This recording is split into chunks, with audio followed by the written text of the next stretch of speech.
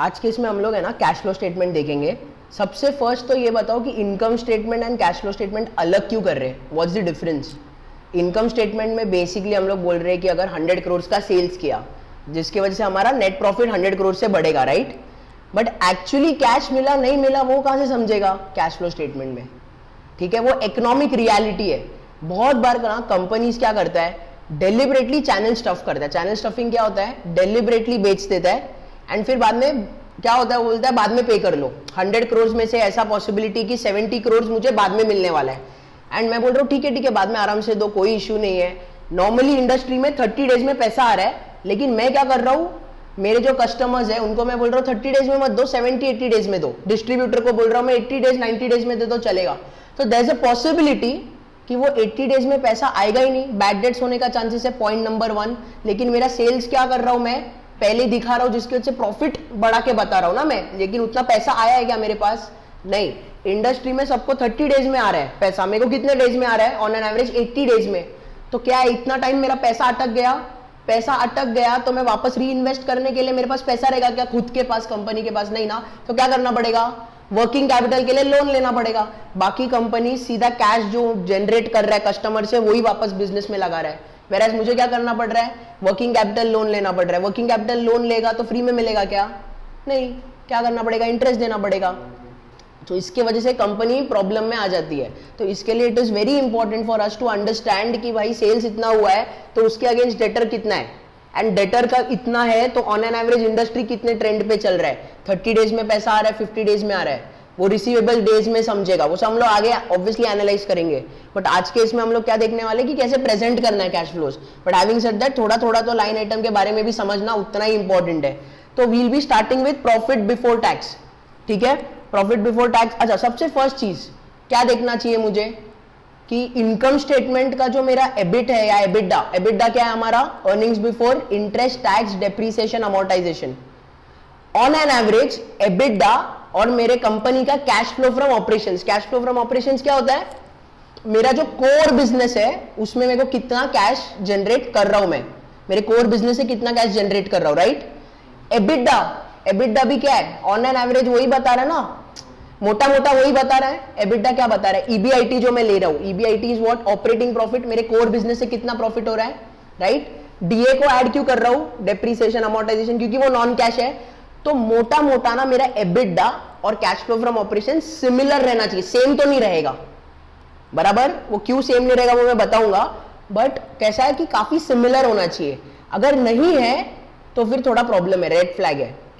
वो क्यों कैसे वो हम लोग आगे देखेंगे। तो पहले सबसे फर्स्ट चेक, जब भी आप कर रहे हो इनकम स्टेटमेंट या कैश फ्लो कर रहे हो, सबसे first check, basic sanity check क्या होना चाहिए, मेरा EBITDA and cash flow from operations मोटा मोटा सिमिलर होना चाहिए। तो फॉर एग्जांपल क्या बोल रहा हूं मैं, अगर मेरा कंपनी का एबिडा सपोज कितना 500 करोड़ है, ठीक है, 500 करोड़ एबिडा है, लेकिन कैश फ्लो फ्रॉम ऑपरेशन सिर्फ 100 करोड़ है, ये तो फुल रेड फ्लैग है। क्या है इसका मतलब, अगर मेरा एबिडा 500 करोड़ है लेकिन मेरा कैश फ्लो फ्रॉम ऑपरेशन सिर्फ 100 करोड़ है, यानी कि क्या, बहुत बड़ा पॉसिबिलिटी है कि मेरा सेल्स जो है उसका पैसे ही नहीं आया मेरे पास। समझ में आ रहा है, क्योंकि एबिडा में तो मैंने दिखा दिया है कि 500 करोड़ का प्रॉफिट है, लेकिन जब मैं कैश में देख रहा हूं तो कैश में प्रॉफिट कितना आ रहा है कोर बिजनेस से, सिर्फ 100 करोड़। तो 400 करोड़ का डिस्पैरिटी है कि नहीं, तो that is a clear cut red flag. तो यहां पे चेक करें कैसा है, इनकम स्टेटमेंट में जाते, एबिडा कितना है 418 करोड़, ये हमने लास्ट लेक्चर में किया था। अभी कैश फ्लो फ्रॉम ऑपरेशंस में जाना है तो क्या करेंगे, CFO, cash flow from operating activities, उसमें नीचे जाएंगे, नेट, ये वाला देखेंगे, net cash flow used in working capital, cash generated from operations.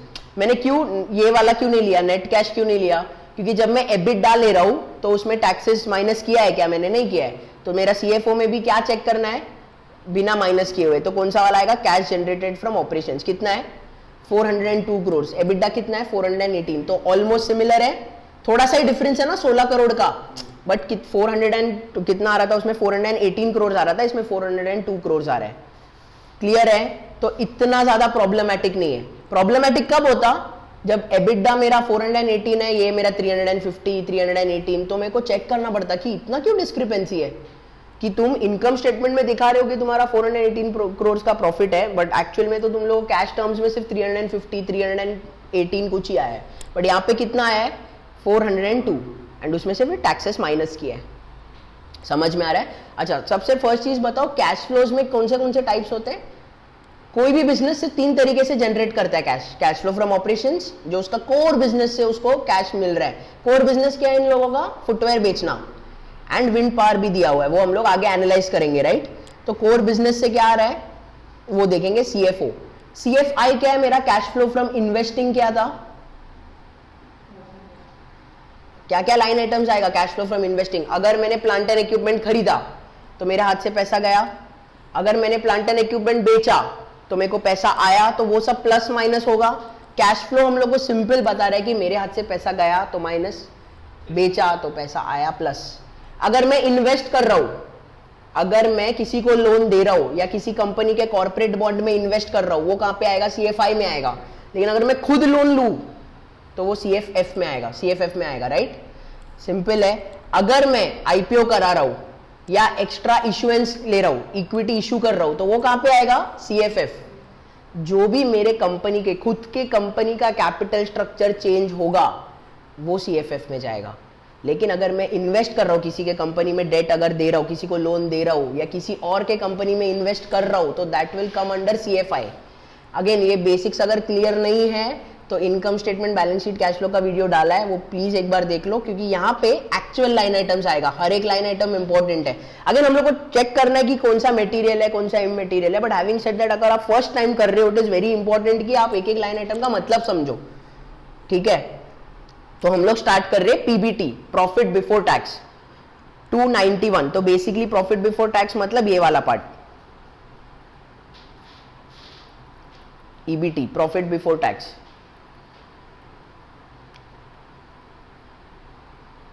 $291.17, वही लाइन आइटम से किया। अभी जरूरी है क्या कैश फ्लो फ्रॉम ऑपरेशंस करना है तो ईबीटी से ही करना है?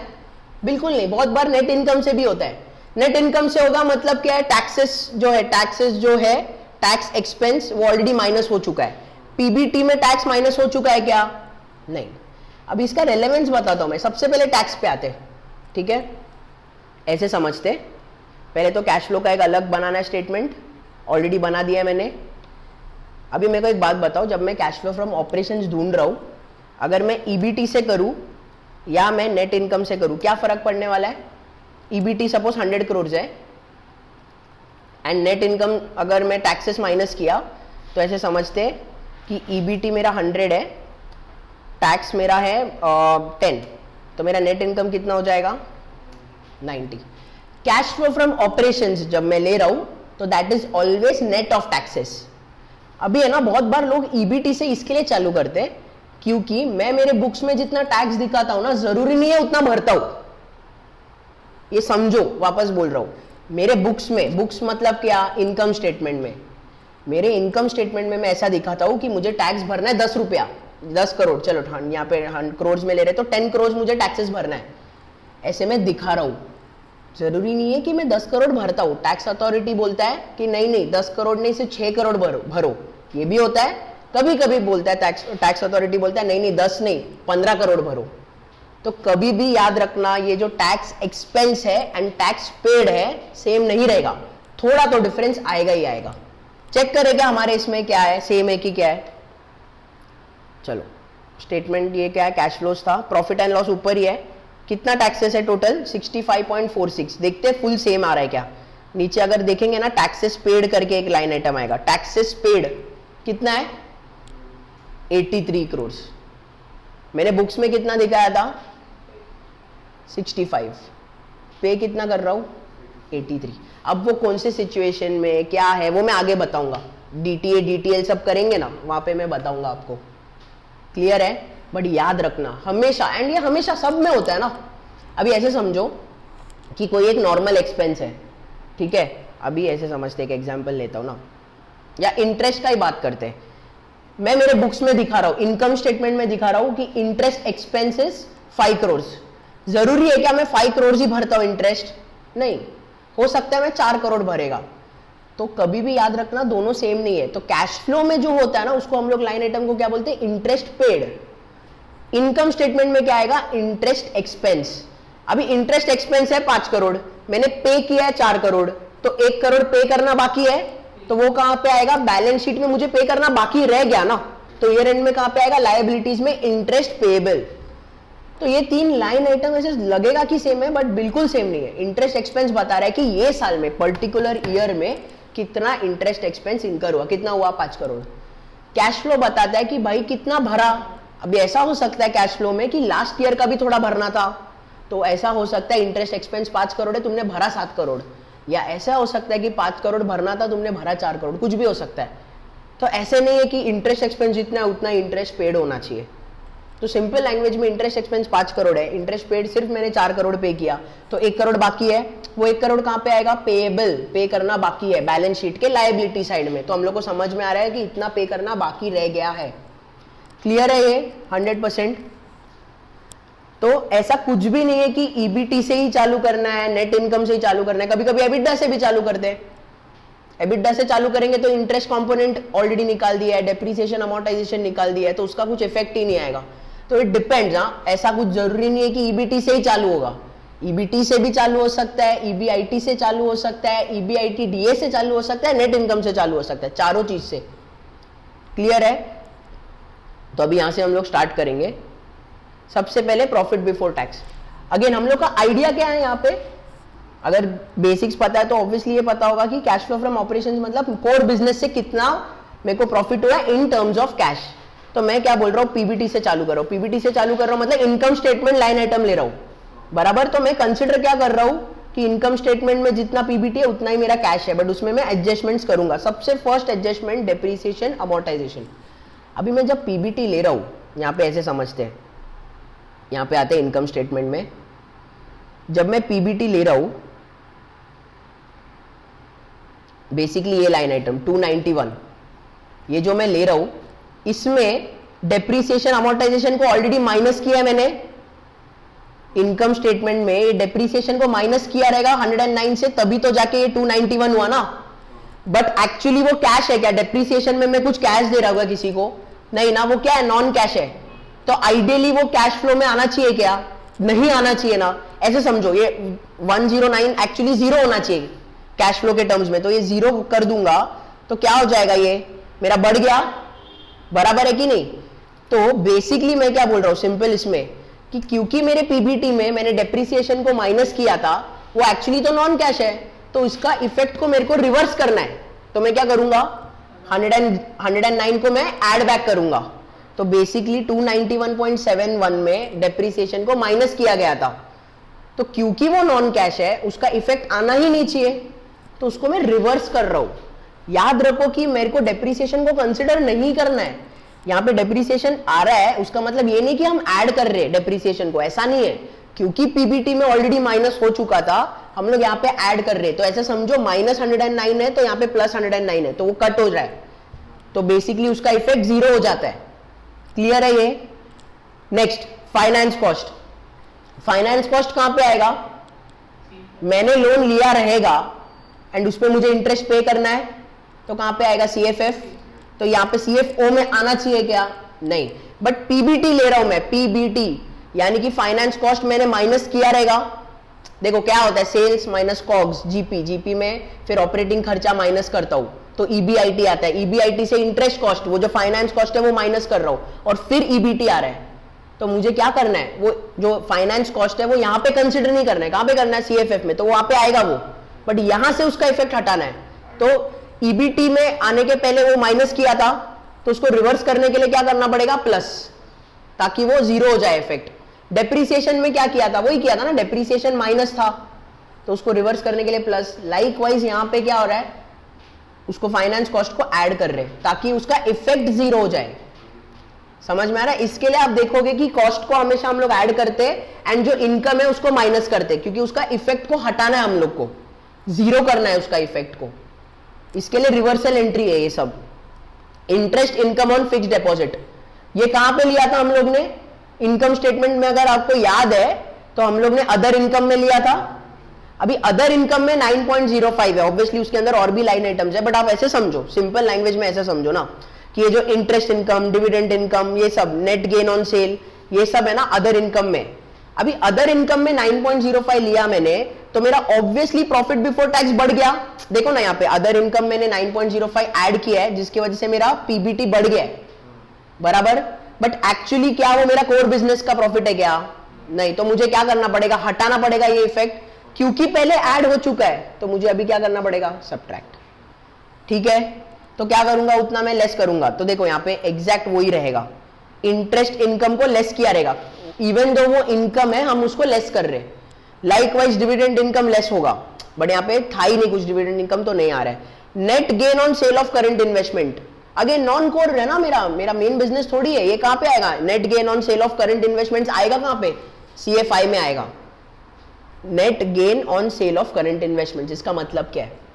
मैंने कोई और कंपनी में 1 करोड़ का इन्वेस्टमेंट किया है, ठीक है, एंड वो है ना 1 करोड़ का स्टॉक मार्केट में 1.2 करोड़ हो गया और मैंने बेच दिया, तो कितने का गेन हुआ?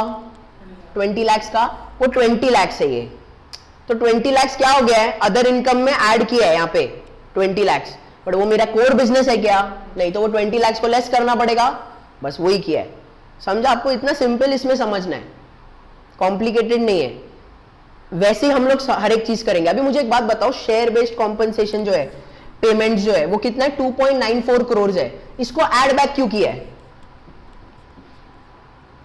शेयर बेस्ड पेमेंट्स को ऐड बैक क्यों किया है? अभी मेरे को एक बात बताओ, ये नॉन कैश है कि कैश है? Non cash, non cash expense है, ठीक है। अभी मेरे लिए मेरे बुक्स में इनकम स्टेटमेंट में खर्चा है ना ये, बराबर। मैं एम्प्लॉयज को दे रहा हूं ना शेयर्स, मेरे बुक्स में तो खर्चा दिखाया ना मैंने, बट एक्चुअल में पैसा गया है क्या मेरे हाथ से? तो उसका रिवर्सल एंट्री आएगा, कितने का? 2.94 का। समझ में आ रहा है? हाँ, अभी ऐसा हो सकता है, मुझे आगे देखना पड़ेगा कुछ ईसॉप्स दिया है क्या, एंड उसके लिए एम्प्लॉय ने पैसा दिया है क्या। ऐसा जरूरी नहीं कि फ्री में देगा मैं, बट कैसे होता है ना, मैं एक बता देता हूँ। अभी सपोज 100 रुपीज का शेयर है, ईसॉप्स में क्या होता है ना, मैं उनको 60 रुपीज में दे दूंगा, डिस्काउंटेड वैल्यू में दे दूंगा। अभी के लिए ऐसा समझो, आइडियली एक ऑप्शन प्राइस होता है उसमें, कि मतलब वो लोग क्या बोलते हैं ना, फॉर एग्जाम्पल अभी अंश एम्प्लॉय है मेरे, और मेरे को चाहिए कि अंश मेरे साथ आगे काम करे for the next 3 to 4 years, ठीक है। आज के तारीख में शेयर का प्राइस चल रहा है 50 रुपीज, ठीक है। तो मैं अंश को बोलता हूं आज से 4 years बाद ना आप है ना 60 रुपीज में एक्सरसाइज कर सकते हो शेयर्स, कितना भी प्राइस रहे मार्केट में आप 60 रुपीज में कर सकते हो। अभी अंश के लिए बेनिफिट क्या है? अभी मैं उसको 1 या 2 शेयर नहीं देता, मैं उसको लिटरली 30,000 40,000 या डिपेंड करता है, मतलब नंबर ऑफ शेयर्स मार्केट में कितना है, तो 30,000 20,000 या 10,000 शेयर्स दूंगा। अभी अंश क्या सोचेंगे? अंश सोचेंगे कि अभी आज के तारीख में ना शेयर्स है 50 रुपया, मैं एक्सरसाइज करूंगा 4 साल के बाद 60 रुपीज में। लेकिन मनोज का कंपनी इतना अच्छा हो जाएगा कि 50 रुपीज नहीं, 4 साल के बाद तो 200-300 पे रहेगा। जब मार्केट 200-300 पे ट्रेड कर रहा है, मैं कितने में शेयर्स उठा सकता हूं? 60 रुपीज में। तो 60 रुपीज में उनको 300 रुपए का शेयर्स मिल जाएगा। ये होता है ईसॉप, इतना इनडेप्थ होता है, बट अभी के लिए उतना नहीं समझते, अभी के लिए बेसिक रखते। समझ में आए? आगे हम लोग देखेंगे, कैश फ्लोज में आएगा ईसॉप्स। क्लियर है ये 100%? Next, fair value gain loss on derivative instruments. ये आइडियली गेन है करके माइनस किया है। अगेन डेरिवेटिव इंस्ट्रूमेंट्स क्यों करते? हेज करने के लिए।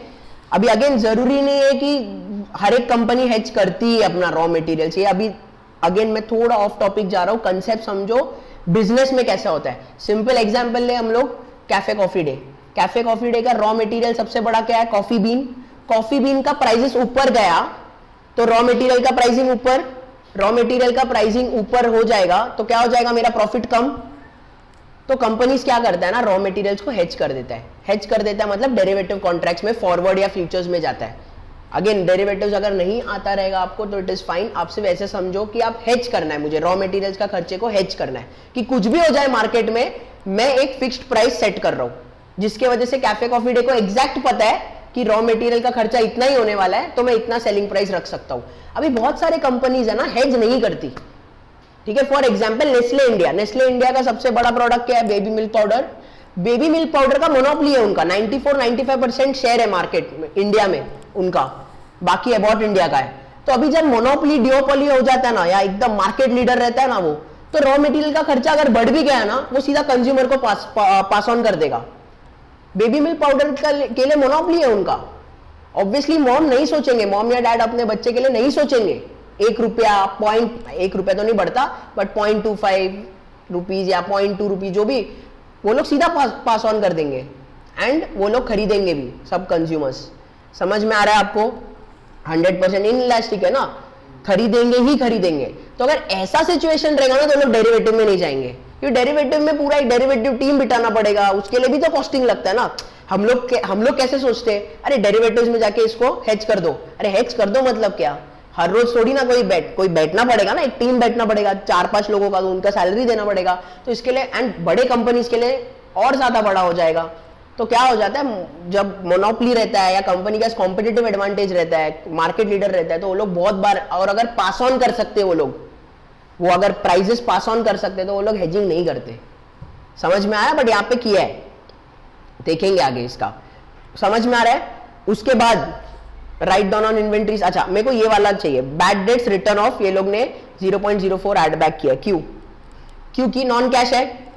बैड डेट्स रिटर्न ऑफ, जब मैं बैड डेट्स बोल रहा हूं बेसिकली क्या है, सपोज 100 करोड़ का मैंने सेल्स किया, 100 करोड़ में से 50 करोड़ कैश मिला है, 50 करोड़ का डेटर बना है। वो 50 करोड़ का डेटर में से मैं अज्यूम कर रहा हूं कि 2 करोड़ कैश नहीं मिलने वाला है, और वो 2 करोड़ नहीं मिलने वाला है, वो मैंने बैड डेट्स करके दिखाया, बैड डेट एक्सपेंस। ठीक है, और उसमें से अज्यूम करो और 0.5 करोड़ तो श्योर शॉट नहीं आने वाला है, तो मैंने राइट ऑफ ही कर दिया।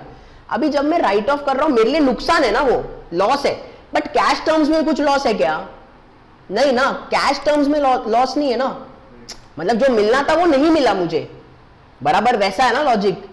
तो ये नॉन कैश आइटम है कि कैश आइटम है?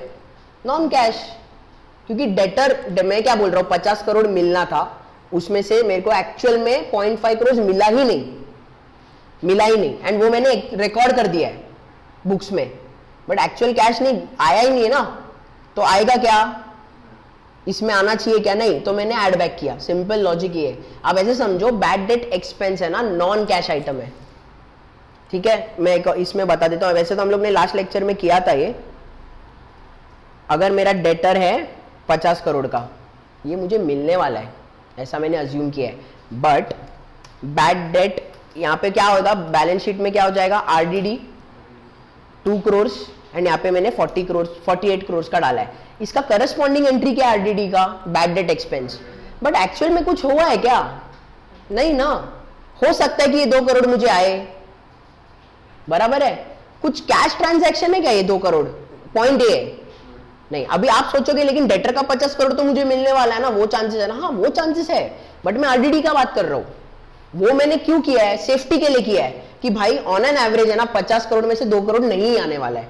तो मैं ना आज के तारीख में रिकॉर्ड करके रख रहा हूं कि बैड डेट एक्सपेंस रिकॉर्ड करता हूं, बट ये एक्चुअल कैश एक्सपेंस है क्या? नॉन कैश एक्सपेंस है। तो इनकम स्टेटमेंट में क्या हो रहा है, मैंने माइनस किया, जिसकी वजह से क्या हो गया, मेरा प्रॉफिट गिरा, बट एक्चुअली वो है क्या, एक्सपेंस, कैश एक्सपेंस नहीं। तो मैं क्या कर रहा हूं, ऐड बैक कर रहा हूं। तो क्या हो जाएगा, ये इनकम स्टेटमेंट में माइनस हुआ था ना, तो यहां पे क्या हो जाएगा, देखो ऐड बैक हुआ है क्या, ऐड बैक हुआ है, देखो समझ में आया 100%। Net loss on disposal, again ये कहां पे आएगा, net loss on disposal, CFI. यहां पे क्यों आएगा, मेरा मेन बिजनेस क्या है, फुटवेयर बेचना, प्लांट एंड इक्विपमेंट बेचना है क्या? नहीं, वो तो मैंने कभी तो कर दिया, हर 3 साल 4 साल में एक बार मैंने बेच रहा हूं मैं प्लांट एंड इक्विपमेंट। क्यों? क्योंकि वो खराब हो गया है, स्क्रैप वैल्यू में बेच रहा हूं, या मे भी उतना प्रोडक्शन लग ही नहीं रहा। अगेन ऐसा सिचुएशन है तो वो रेड फ्लैग है। ठीक है, तो हम लोग को कैसे समझेगा कि डिमांड है कि नहीं है, हम लोग को चेक करना पड़ेगा कि कंपनी हर 2-3 साल में केपेक्स कर रहा है क्या, ग्रोथ केपेक्स कर रहा है क्या। 2 तरीके का कैपिटल एक्सपेंडिचर होता है, एक होता है मेंटेनेंस कैपिटल एक्सपेंडिचर, एक होता है ग्रोथ कैपिटल एक्सपेंडिचर। समझ में आ रहा है? वो हम लोग बैलेंस शीट में देखेंगे। उसके बाद क्या करेंगे, changes in working capital. Changes in working capital क्यों करते, सबसे पहले ना ये समझते, एक लाइन आइटम लेते जो सबसे फेमस है, trade receivables. Trade receivables 51.38 crore को ऐड किया है। अंश, क्यों ऐड, ये ऐड किया ना ट्रेड रिसीवेबल्स 51.38 करोड़, उसका मतलब क्या है?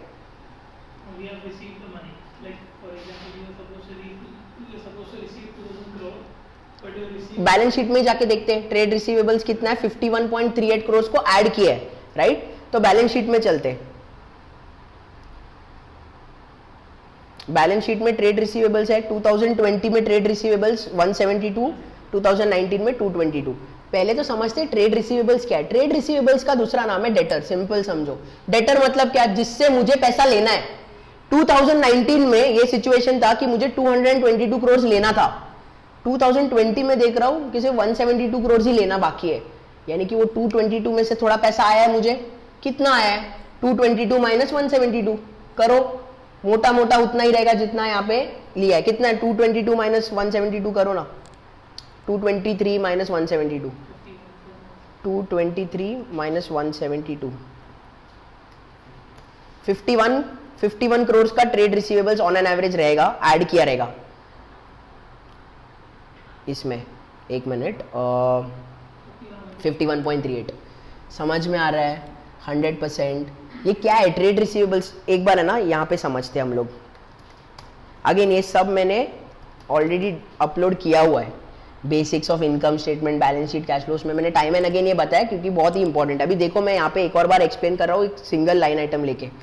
सेल्स कर रहा हूँ मैं 100 करोड़ का, ठीक है। ये इनकम स्टेटमेंट है 2020 का, ठीक है। 2019 का बैलेंस शीट है। बैलेंस शीट के एसेट साइड में डेटर है 30 करोड़ का, रैंडम ले रहा हूँ मैं। एंड बैलेंस शीट है 2020 का जिसमें डेटर है मेरा 10 करोड़ का, ठीक है। अभी है ना ये मैं कॉन्टेक्स्ट में समझाता हूं, उसके बाद आपको इजीली समझ में आ जाएगा वो क्या किया है मैंने करके। पहले तो मुझे बताओ बैलेंस शीट है ना क्या बताता है? वो ये बताता है 2019 के एंड में, सपोज हमारा मार्च एंडिंग कंपनी है, 2019 31 मार्च 2019 में जब मैं देख रहा हूं लास्ट में मेरे को है ना 30 करोड़ मिलना बाकी रह गया है। फिर 2020 में मैंने कितने का सेल किया? 100 करोड़ का सेल किया है। समझ में आया? कितने का डेटर था 2019 में? 30 करोड़, उतना मुझे मिलना बाकी था। 2020 में मुझे कितना मिलना है? कितने का सेल किया? 100 करोड़ का सेल किया। तो मुझे टोटल पैसा कितना मिलना है? 30 प्लस 100 कितना? 130 करोड़ का मुझे मिलना है पैसा। अभी मुझे पता नहीं कितना मिला है, बट मैं ना 2020 में चेक करूंगा ना एंड में 31 मार्च 2020 बैलेंस शीट में, तो सिर्फ 10 करोड़ मिलना बाकी है। तो 130 करोड़ में मुझे 10 करोड़ मिलना बाकी है, तो कितना मिला? 120 करोड़ मिल गया। वापस बताता हूं, 2019 में बैलेंस शीट में 30 करोड़ का डेटर है, ठीक है। आपने बिजनेस किया 2019 के एंड में, आप देख रहे हो 30 करोड़ मुझे अभी तक मिलना बाकी रह गया है। फिर 2020 में आपने सेल किया कितने का? 100 करोड़ का। तो आप क्या बोलते हो मुझे टोटल कितना मिलना चाहिए कैश में? 130 करोड़ पेंडिंग है। फिर आप बैलेंस शीट 2020 चेक करते हो ना, तो कितना आउटस्टैंडिंग है? 10 करोड़ मिलना बाकी है आपको। तो कितना मिला आपको टोटल? 120 करोड़ मिला, बराबर। तो cash flow from operation CFO में कितना आना चाहिए? 120 करोड़ आना चाहिए, बराबर।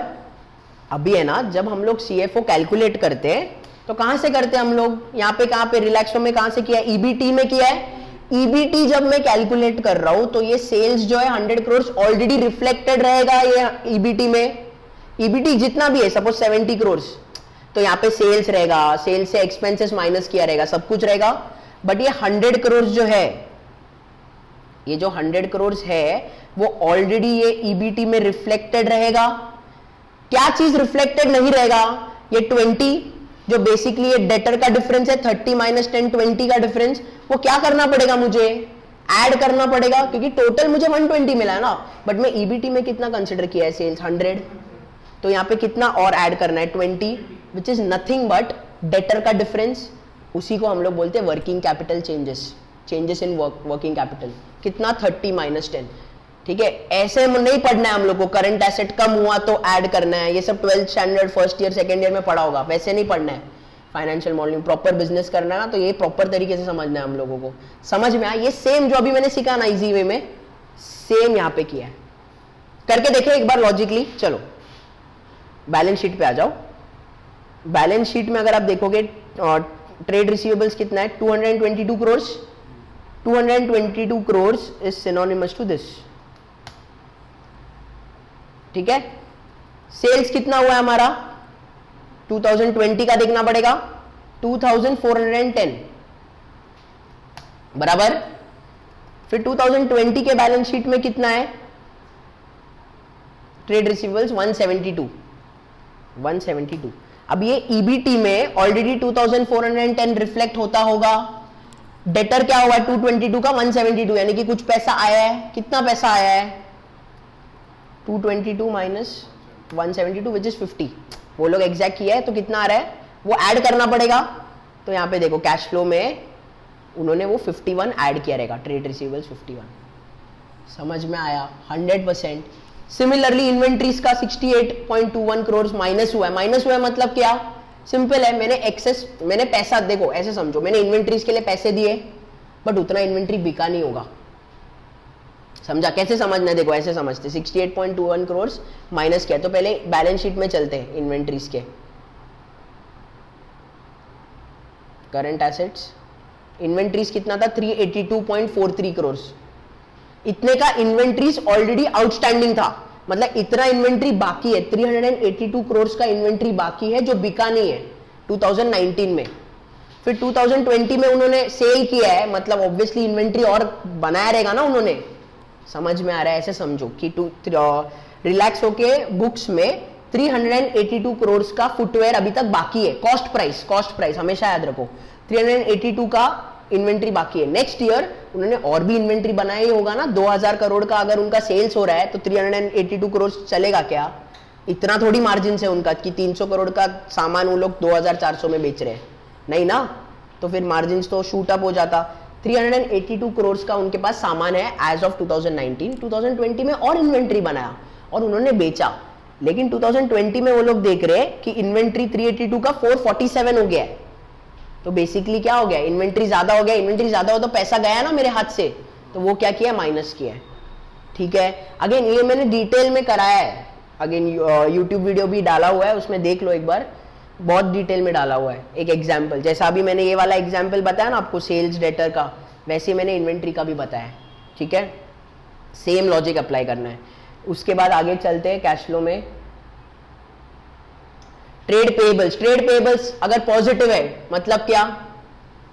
ट्रेड पेबल्स पॉजिटिव का मतलब क्या है? जो मुझे पैसा पे करना था मैंने पे नहीं किया। अगेन ये प्लस हुआ है मतलब क्या? कैसे समझेगा प्लस हुआ है मतलब? मैं एक बार ये डिलीट कर देता हूं, यहां पे बताओ मुझे। लॉजिक वो ही रहने वाला है। ऐसे समझो, पेबल्स मतलब क्या? कि कुछ एक्सपेंसेस है जो मुझे पे करना है जो मैंने पे नहीं किया है, ऐसे समझते चलो। एक्सपेंसेस 30 करोड़ है। ठीक है, यहां पे क्या आ जाएगा? अभी लायबिलिटी साइड में क्या आएगा? Trade payables. तो पेबल्स ले लेता हूं एक 15 करोड़। ठीक है, 15 है तो 20। ठीक है, सेम अभी सब रिवर्स कर दिया मैंने। क्या बोल रहा हूं मैं? बिजनेस है 2019 में मैं देख रहा हूं, तो मैं देख रहा हूं कि मुझे कितना पे करना है लोगों को? 15 करोड़ पे करना बाकी रह गया है। देखो बैलेंस शीट हमेशा ना आउटस्टैंडिंग बताता है कि कितना बाकी है देना या कितना बाकी है मिलना। पेबल्स कितना है? 15 करोड़ मुझे पे करना बाकी है। 2020 में मैं देख रहा हूं कि ऑब्वियसली बिजनेस कर रहा हूं ना, मैं कंटिन्यू कर रहा हूं, तो कितने का एक्सपेंसेस हुआ? और 30 करोड़ का हुआ। तो मैं क्या कर रहा हूं? टोटल मुझे कितना पैसा देना है?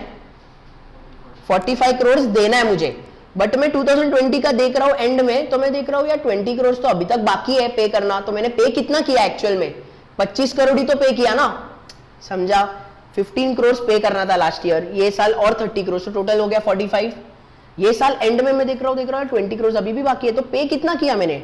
25 करोड़ ही एक्चुअल में मैंने पे किया है। लेकिन जब मैं ईबीटी कंसिडर कर रहा हूं, ईबीटी में मैंने कितना माइनस किया था? 30 करोड़ ना, क्योंकि सेल्स माइनस एक्सपेंस मेरा प्रॉफिट है। तो ईबीटी में क्या कंसिडर हुआ है? कितना माइनस किया है मैंने? 30 करोड़ माइनस किया ना, बट एक्चुअली कितना पे किया? 25 ही किया। तो मेरा एक्चुअली 25 से माइनस होना चाहिए था, मैंने माइनस कितना किया? 30। तो क्या हो रहा है? रिवर्सल करना पड़ेगा 5 करोड़ का। तो वो मैं ऐड करूंगा कि माइनस करूंगा? ये वाले सिचुएशन में ऐड बैक करूंगा 5 का। सेम यहाँ पे वही लॉजिक है, सेम टू सेम लॉजिक। क्या हुआ है यहाँ पे? पेबल्स जो आपका 15 करोड़ रहेगा वो कितना हो गया है? 20 करोड़। यानी कि ये साल 5 करोड़ जो था वो मैंने भरा नहीं है, इसके लिए 15 का 20 हुआ है। समझ में आया? तो ऐड कितना किया यहाँ पे? 5 का किया। सिमिलरली यहाँ पे अगर आप जाओगे, ट्रेड पेबल्स 8.46 है, तो एक बार बैलेंस शीट में अगर चेक करोगे ना करंट लाइबिलिटीज में ट्रेड पेएबल्स दो है, 13.68 का 27 हो गया है, यानी कि जितना पे करना था नहीं किया। सेम लॉजिक, ये जो है ना 15 का 20 वही है, 13 का 27, बट एक और है जहां पे 158 का 156 हुआ है, तो इसका नेट इफेक्ट क्या होएगा? 13.68 और ये 27 का कैसे होगा? या तो ये दोनों को ऐड कर लो, चलो ऐसे कर लेते हैं हम लोग, समझा ना, दोनों भी पेएबल्स ही है, इसके लिए एक साथ मैंने ऐड कर दिया ये दोनों को।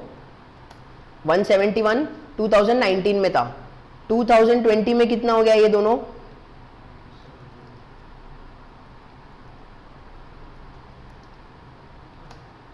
देखो 15 का 20 हुआ है, वैसे ट्रेड पेबल्स 171 का 183 हुआ है, ठीक है। अगेन ये रीस्टेट हुआ रहेगा तो एग्जैक्ट नंबर्स नहीं आएंगे, बट देख लो 11 पॉइंट समथिंग आ रहा है, उधर कितना था 9 था, 8.93, वो 2 करोड़ वो सब उन लोगों ने रीएडजस्ट किया रहेगा कहीं और, ठीक है। समझ में आया आपको?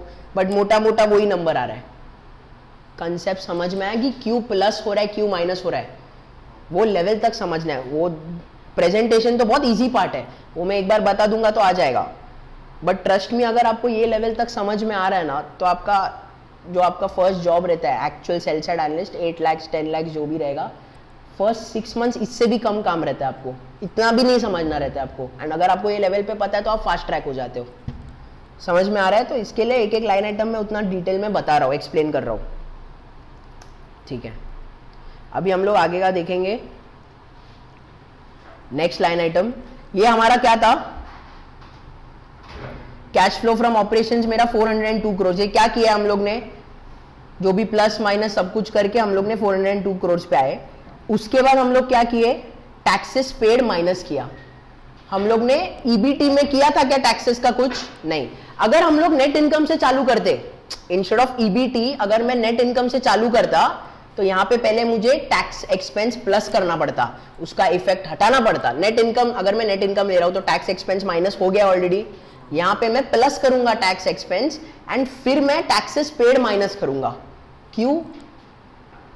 क्योंकि tax expense and tax paid same नहीं है। देखो ऐसे समझो, वही एग्जांपल दे रहा हूं मैं वापस, ईबीटी एंड दूसरे जगह पे भी ईबीटी ले लेता हूं, एक मिनट। यहाँ पे 100 करोड़ है, यहाँ पे 100 करोड़ है, और यहाँ पे मैंने टैक्स एक्सपेंस 10 करोड़ है, तो नेट इनकम कितना हो गया यहाँ पे? 90। अभी सीएफओ के लिए या तो मैं ईबीटी से चालू कर सकता हूँ एंड नेट इनकम से कर सकता हूँ। अगर मैं ईबीटी से कर रहा हूँ तो टैक्स को मैंने कुछ कंसिडर किया है क्या पहले? नहीं। अगर मेरा टैक्स पेड है मेरा सिर्फ 8 करोड़, तो मैं क्या करूंगा सीएफओ के लिए? डायरेक्ट हम लोग कर सकते हैं ना, जो भी है, मतलब ईबीटी, मतलब जो भी डेप्रिसिएशन वो सब वर्किंग कैपिटल करने के बाद मैं क्या करूंगा? टैक्स पेड सीधा माइनस कर दूंगा, 92 खत्म। बट यहाँ पे मैं 90 माइनस वापस थोड़ी ना 8 करूंगा, मैं क्या करूंगा ना, यहाँ पे अगर मैं नेट इनकम से चालू कर रहा हूँ, कैश फ्लो फ्रॉम ऑपरेशंस अगर नेट इनकम से चालू कर रहा हूँ इंस्टेड ऑफ ईबीटी, तो मैं क्या करूंगा? पहले तो 90 ये जो आ रहा है वो लूंगा, यहां से स्टार्ट कर रहा हूं ना, मैं नेट इनकम से स्टार्ट कर रहा हूं, तो पहले तो मैंने टैक्स एक्सपेंस जो मैंने माइनस किया था वो ऐड बैक करूंगा, 90 plus tax expense add back करूंगा, एंड फिर मैं टैक्सेस पेड माइनस करूंगा, क्योंकि ये और ये अमाउंट सेम नहीं होता। इसके लिए कभी भी नॉर्मली है ना ईबीटी से ही चालू होता है, एंड थोड़े कंपनीज एबिडा या ईबीआईटी से चालू करते हैं। क्लियर है? 100%। उसके बाद ये हमारा हो गया कैश फ्लो फ्रॉम ऑपरेशंस, ठीक है, सीएफओ 318। उसके बाद के line items, cash flow from investing activities, payments for purchase of P P and E. Obviously ना प्लांट एंड इक्विपमेंट खरीदना है मेरे कोर बिजनेस के लिए, वो इन्वेस्टिंग में जाएगा। परचेस कर रहा हूं तो मेरे हाथ से पैसा गया तो minus. Proceeds from sale, proceeds मतलब पैसा आया, मैंने बेचा, सेल्स हुआ, कितने का? 0.24। अच्छा अभी एक छोटा question, proceeds from sale of P P and E कितना है? 0.24। अगर आप यहां पे ऊपर देखोगे, बस ऐसे चेक कर रहा हूं मैं आपको कितना आ रहा है,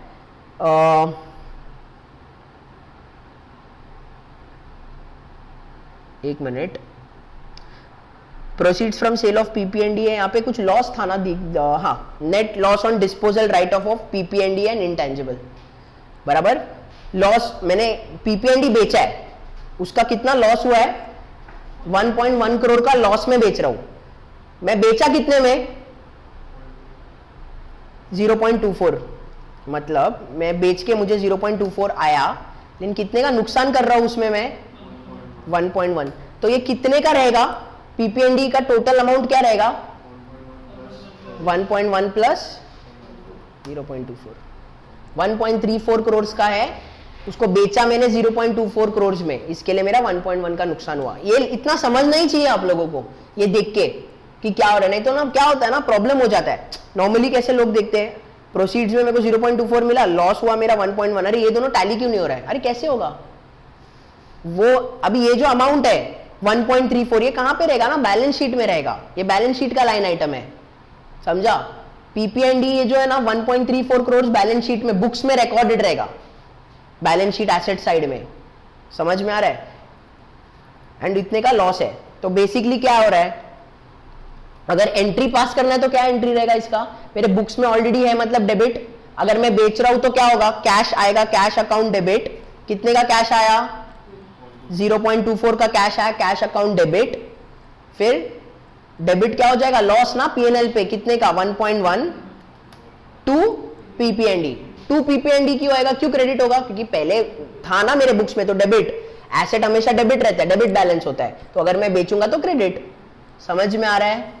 अगेन देखो, इतने लेवल पे समझने का कोई जरूरत नहीं है कि आपको डेबिट क्रेडिट सब समझे, बस मैं बता रहा हूं जो भी मतलब सीए वाले उन लोगों के लिए। नेक्स्ट आगे, interest income received, dividend income received. Again देखो, ये रिसीव्ड करके वर्ड है, ऊपर क्या था? डिविडेंड इनकम करके रहेगा। देखो डिविडेंड इनकम, जरूरी नहीं है उतना ही मिल रहा है कैश में, यहां पे हो सकता है कि मिल रहा है, क्योंकि डिविडेंड है तो हो सकता है ईयर एंड के पहले मिला तो दोनों सेम हो, यहां पे देख लेंगे। डिविडेंड इनकम अच्छा है ही नहीं, यहां पे कुछ और है। इंटरेस्ट इनकम, एक minute, interest income received 0.41, interest income 0.43। समझ में आया? इनकम मेरे को जितना मिलने वाला था, कितना? 0.43, मिला कितना? 0.41। ऐसा होता है, समझ में आया आपको? इसके लिए मैं हमेशा बोलता हूँ वो लाइन आइटम डिफरेंट है। एक का मतलब है इतना इनकम मिलने का है ये साल, बट एक्चुअली कितना मिला वो रिसीव्ड में आता है, cash flow from investing. Clear है? उसके बाद कैश फ्लो फ्रॉम फाइनेंसिंग में आते हैं सीएफएफ। सीएफएफ क्या है?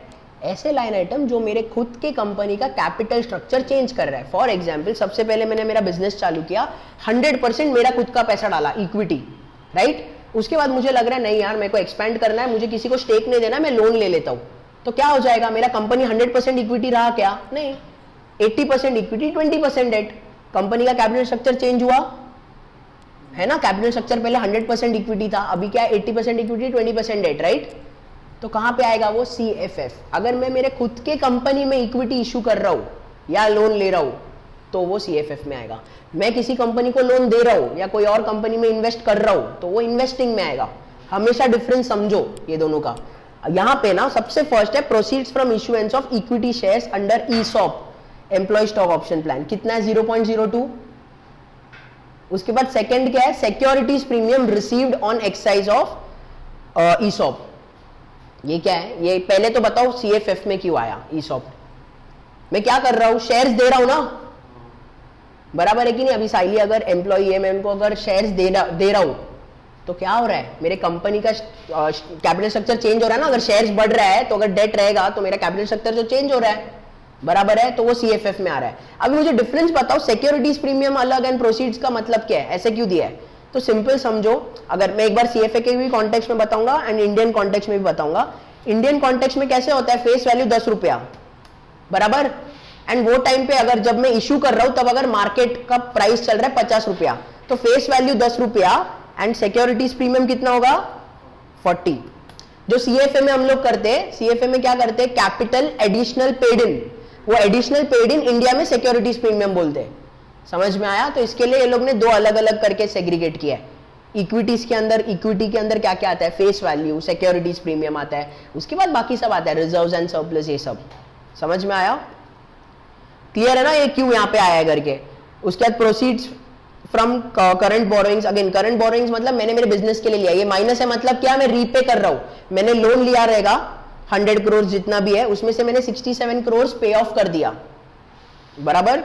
तो अच्छी बात है कि पे ऑफ कर रहे लोन्स, यानी कि कंपनी के पास कैश है। फिर repayment on non current borrowings. ये करंट बोरोइंग्स मतलब क्या? Short term loans. 1 साल के अंदर जो पे कर रहा है। नॉन करंट मतलब लॉन्ग टर्म लोन्स, वो लोग अच्छे से पे ऑफ भी कर रहे हैं, लीज लाइबिलिटीज पे ऑफ कर रहे हैं, डिविडेंड्स भी पे कर रहे हैं। डिविडेंड्स किसको पे करते हैं? इन्वेस्टर्स को, इक्विटी इन्वेस्टर्स को, वो भी उन्होंने पे किया 64 करोड़।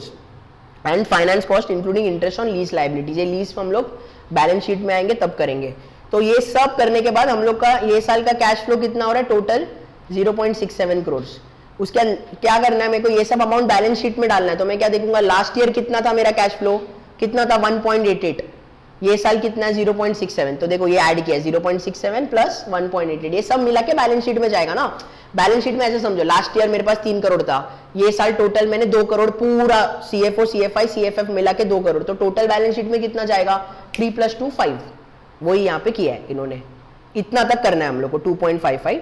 एंड फिर अगर करंट अकाउंट में कुछ पैसा है, करंट अकाउंट मतलब कि सब कंपनीज प्राइवेट लिमिटेड हो, LLP हो, सब लोग करंट अकाउंट बनाते हैं। करंट अकाउंट क्यों बनाते हैं? जो भी छोटा मोटा खर्चा अगर जल्दी जल्दी चाहिए या वर्किंग कैपिटल खर्चे चाहिए तो क्या है, सीधा करंट अकाउंट से निकाल लो पैसा। क्लियर है? Cash on hand, cash on hand मतलब ऐसा नहीं कि हाथ में कैश है, बेसिकली लिक्विड फंड्स में रहता है। ठीक है, तो ये सब मिला के 2.55, 2.55 कहाँ पे जाएगा? बैलेंस शीट में जाएगा। क्लियर है? तो अभी एक बार ये कैसे प्रेजेंट करना है। अभी देखो इनकम स्टेटमेंट में अगर आपने देखा रहेगा, हर एक चीज हम लोग ने रिक्लासीफाई किया है। यहाँ पे जरूरत है क्या रिक्लासीफाई करने का? नहीं, वो सबसे बेस्ट है। अगर प्रेजेंटेशन करना है तो सबसे इजीएस्ट है, सीधा कॉपी करो पेस्ट करो। तो कैसे करेंगे? स्ट्रेट यहाँ से लिया, Ctrl+C, यहाँ पे गए, कर दिया। एडजस्टमेंट्स फॉर थोड़ा अच्छे से कर सकते हैं हम लोग, यहाँ पे ऐसा CFO करके लिख दूँ, जितना होता है ये लाइन आइटम छोटा करना है। अनरियलाइज्ड गेन्स ऑन फॉरेक्स करके लिख देता हूँ, फॉरेक्स एंड ट्रांसलेशन। ये ट्रांसलेशन लास्ट में बता दूंगा क्या है, बेसिकली छोटे इसमें बता देता हूँ। ट्रांसलेशन गेन्स लॉसेस क्या होता है? ट्रांजैक्शन गेन्स लॉसेस अलग है, ट्रांसलेशन गेन्स लॉसेस अलग है। ठीक है, ट्रांजैक्शन गेन्स लॉसेस क्या होता है? अगर मैं यहाँ से सामान बेच रहा हूँ आउट ऑफ इंडिया तो फॉरेन करेंसी फ्लक्चुएट होता है, तो मेरा फॉरेक्स का गेन्स लॉसेस होता है। फॉरेन करेंसी ट्रांसलेशन का मतलब है ना, उसे ऊपर से बताता हूँ मैं। अगर मेरा कंपनी यहाँ पे है, मेन कंपनी, पेरेंट कंपनी जो इंडिया में है, तो मैं किस में डिनोमिनेट करूंगा? कंसोलिडेटेड INR पे। ट्रांसलेशन का ना मतलब ऐसा हो जाता है कि मेरा कोई एक छोटा कंपनी है, सब्सिडरी कंपनी, 100% मेरा ही है, या ऐसा हो सकता है कि मेरा एक डिवीजन मैंने छोटा सा डाला है आउट ऑफ इंडिया। ठीक है, अभी वो कंपनी है दुबई में, तो वो कहाँ पे डिनोमिनेट होगा? दिराम्स में होगा। वो कंपनी में भी थोड़ा प्रॉफिट आएगा, बट जब मैं कंसोलिडेटेड ले रहा हूं, कंसोलिडेटेड, तो मेरे को दुबई का भी डिवीजन, मेरा भी पूरा एक साथ कंसोलिडेट करना है। किस में करना है? INR पे करना है। तो तब वो जो डिनोमिनेशन का डिफरेंस आएगा ना, दिराम टू INR, उसमें कुछ गेन्स या लॉसेस आएगा ना, जो उसको हम लोग ट्रांसलेशन बोलते हैं। अभी के लिए इतना समझो, अगर इतना डेप्थ में अभी के लिए जाने का जरूरत नहीं है, बट क्योंकि मैंने देखा तो मैंने बोल दिया। ठीक है, राइट डाउन ऑन इन्वेंट्रीज, सीधा यहाँ पे मैं ऐसे लिख रहा हूँ, write down to inventories. Allowance for trade receivable, यहाँ पे मैं स्ट्रेट RDD लिख रहा हूँ। नेट लॉस एंड डिस्पोजल,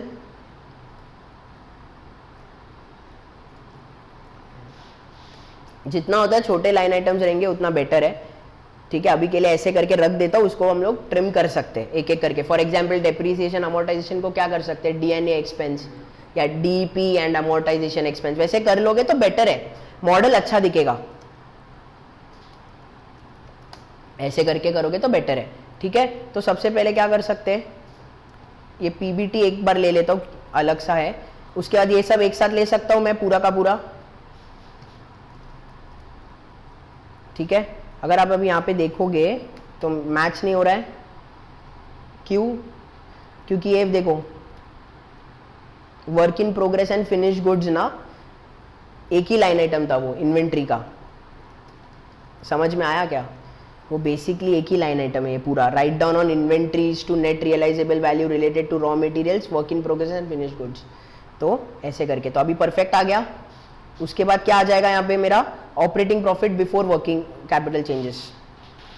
तो मैं यहाँ पे पहले ऐसे करके ले लेता हूँ, सबका सबमिशन ले लेता हूँ। 421.87, उसका लाइन आइटम क्या है? Operating profit before working capital changes.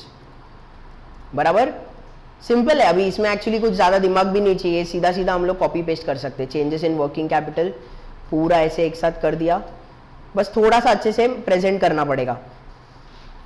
यहाँ पे चेंजेस इन वर्किंग कैपिटल किया, ये एडजस्टमेंट्स किसके लिए? सिर्फ ऑपरेटिंग एसेट्स के लिए।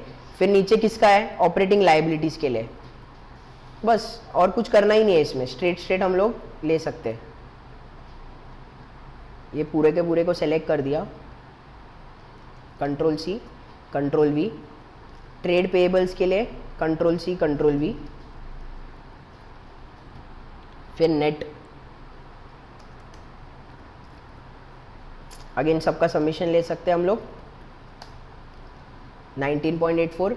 फिर क्या हो जाएगा? टोटल CFO बिफोर टैक्सेस बराबर कितना आ जाएगा मेरा? 421 प्लस मेरा ये 19.84। प्लस कर रहा हूँ क्योंकि ऑलरेडी वो माइनस साइन है वहाँ पे, बराबर। तो कितना आया? 402.03। फिर क्या आ जाएगा यहाँ पे? Taxes paid. अभी एक बार लॉजिक समझ गया तो फिर ये बहुत ही सिंपल है, हो गया। उसके बाद क्या आ जाएगा? CFO आफ्टर टैक्स,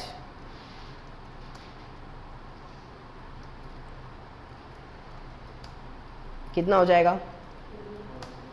318, वही आ रहा है। लाइकवाइज ये भी करना है।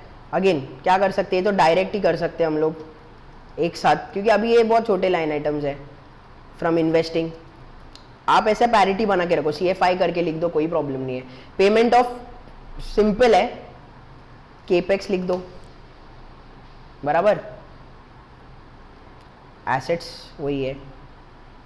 क्या करना है? डायरेक्ट हम कर सकते हैं।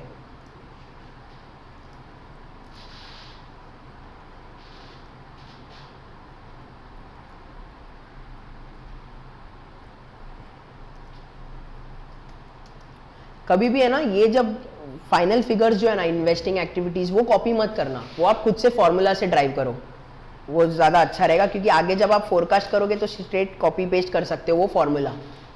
-115.67 ये एग्जैक्ट टैली होना ही चाहिए।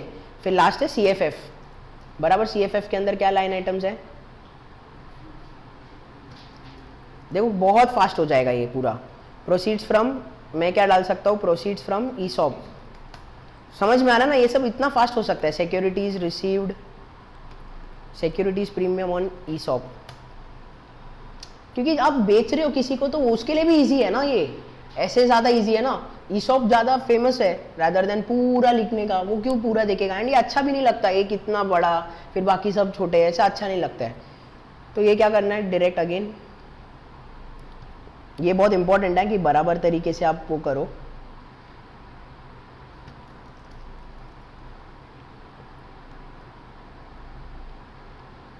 प्रोसीड्स फ्रॉम करंट बोरोइंग्स, एक मिनट, ये एम्प्लॉय स्टॉक ऑप्शन प्लान यहाँ पे फुकट में आ गया, एक मिनट, ये उसी का कंटिन्यूएशन था।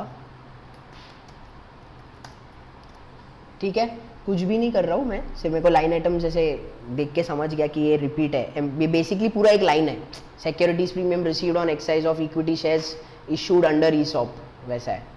ठीक है, तो ये 202 आया। तो कैश फ्लो जनरेटेड कितना आएगा?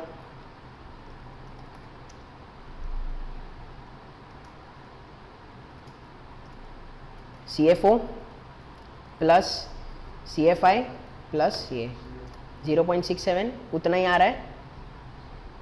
उसके बाद क्या करेंगे? ये इतना ही करेंगे कैश फ्लो जनरेटेड। ये अगर जिधर करना है बैलेंस शीट में जैसे करना है वो मैं आगे बताऊंगा कि हम लोग वो कैसे कर सकते हैं लिंक करके। अभी के लिए इतना चाहिए। 2019 एक्चुअली 2020 का कर रहे हैं ना हम लोग। ठीक है, तो अभी 19 का करना है, तो यहाँ पे हम लोग एक और ऐड कर सकते हैं, बराबर। यहाँ पे 2019 करके कर लो। अगर कभी कभी इतना अगर ब्रॉड आ जाता है तो कैसे करना है? अगर मुझे यही सेम चाहिए तो ऑल्ट, अगर सेम मेरे को विड्थ चाहिए तो ऑल्ट HOW कर लो। ऑल्ट HOW, एक सेकेंड, ऑल्ट HOW, तो कॉलम विड्थ आएगा। कंट्रोल C कर लो, ये भी मैंने एक्सेल में सिखाया है वैसे तो। ऑल्ट HOW कंट्रोल V हो गया, एंड आप डाल सकते हो। क्लियर है? एक बार ये खुद से 2019 का कर लो।